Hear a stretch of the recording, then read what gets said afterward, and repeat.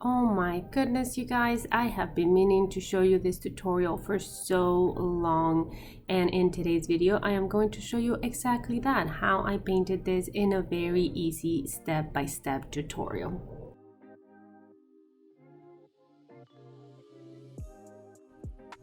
Alright, so just getting my materials ready as per the usual arches of watercolor paper, my typical paints, Winsor & Newton, some clean water. Now I am going to go ahead and cut the paper because I want to work in a small surface, like a small paper. Negative painting is very time consuming, and of course the smaller I paint, the easier and faster it is basically. And this is typically the size that I work with anyways, if you guys have been watching any of my other videos. So I'm just getting everything ready, wetting my paper, making sure that it's nice and wet for my first wash. The first wash is going to be very, very light, but not completely white. So I am going to add a tiny little bit of orange and a little bit of pink to create a beautiful kind of sunsetty peach wash. And this is going to be the base of our first layer of flowers.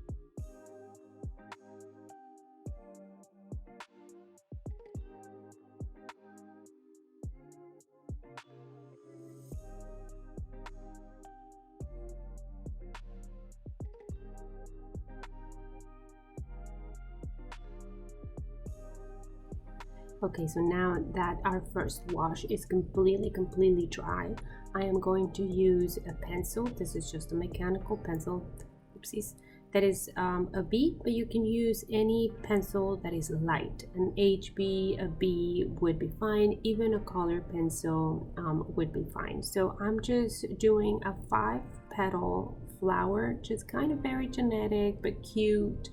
And I am going to draw a few of them in the first wash.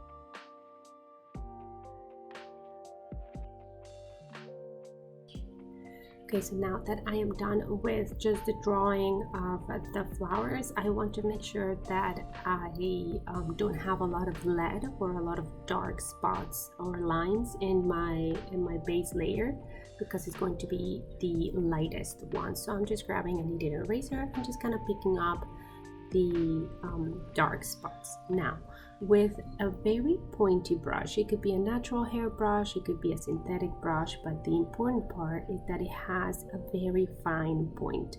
I am using a number 9 because I want the belly of the brush to retain as much water and paint as possible. So basically what I'm doing is I am just grabbing a very light shade of my cadmium yellow and I'm going around the petals. So I'm painting everything except the petals of the first layer of flowers that I drew. So I am also adding little dabs of pink, little dabs of yellow. It really is, I want to keep the wash, the second wash, very fun and contrasty and have this beautiful tonality between yellow and pink. So I am keeping my first layer still not super dark. This is just a little bit darker than the first wash. So little by little I'm going around my petals, my flowers that I drew, and that will be the first wash. Sorry, second wash.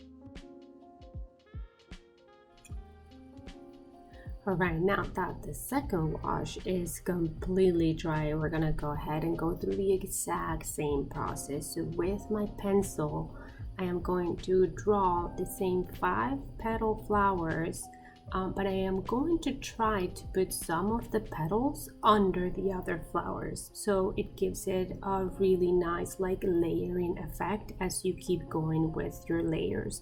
So this second layer of flowers, I am going to go through and find some good empty spots and some places where I can put some petals like outside of the page, as if like, you know, the space is continuing outside of the paper. So we're gonna go through the exact same process.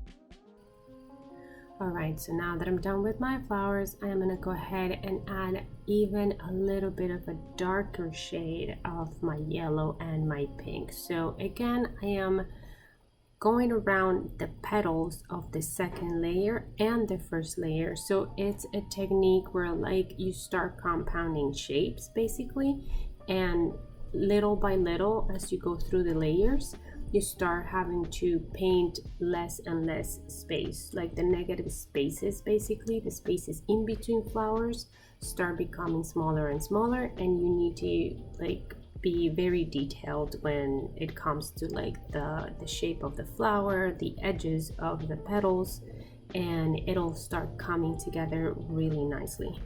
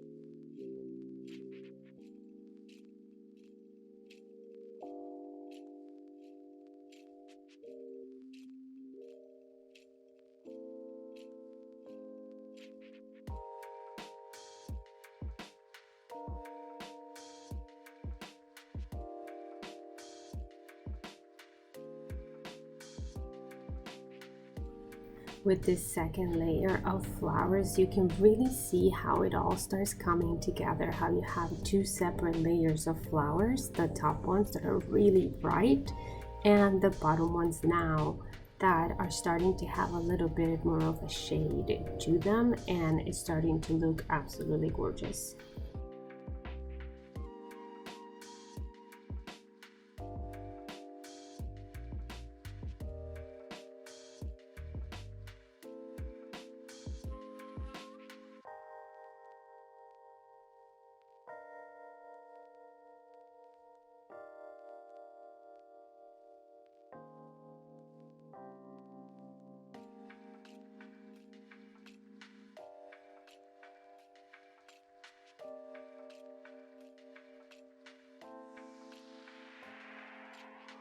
Alright, now again, we have to make sure that the layers completely dry in between layers.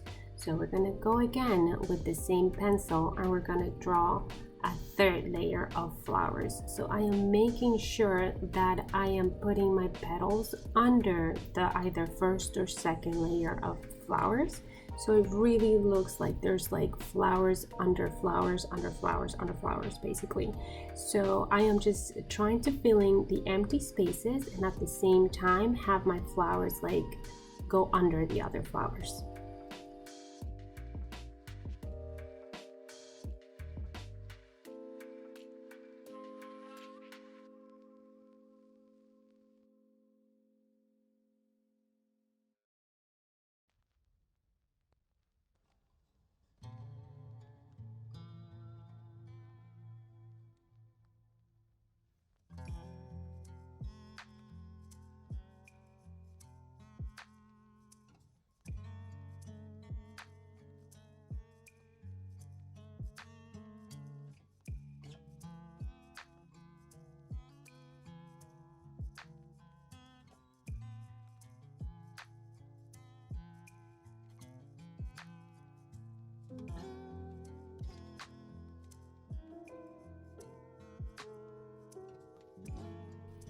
Alright, so now I am ready to start painting all the empty spaces in between all the flowers and the petals. And now I am going to introduce a little bit of purple. So I am introducing purple because I cannot get any darker with just pink and orange. It starts getting a little bit muddy, and the purple really brings in the darkness that I need for the under layer. So I am using a mixture now of a little bit of purple and a little bit of pink. I am going to not use as yellow as much as I was doing on the first two layers.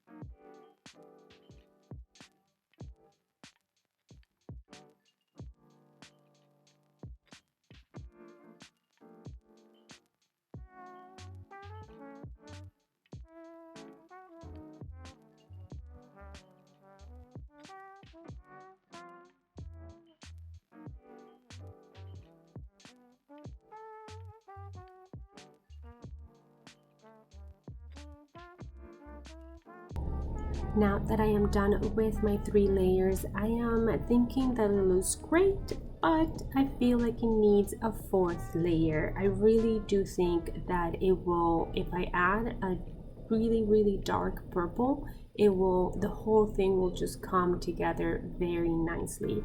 So I am just doing one last layer of flowers, and I will paint everything around the petals. So I have very little space. This is going to be one of those layers that the space in between is going to be very small. So I am actually going to switch brushes, and I am going to use a number 4 because I need almost a detail brush for this last layer. As you can see, when I draw my flowers, I have very little space in between and very tight spaces. So again, it's the same process but with a smaller brush, so you can get really detailed in between petals.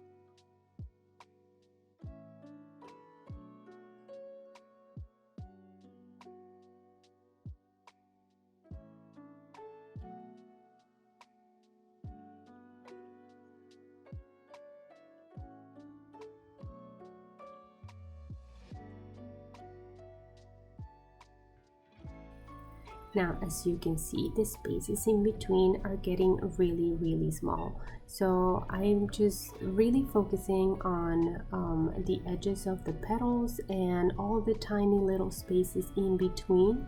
And I'm trying to really get detailed in those tiny little spaces. It really helps to bring the painting together, and again, I feel like it just looks absolutely gorgeous.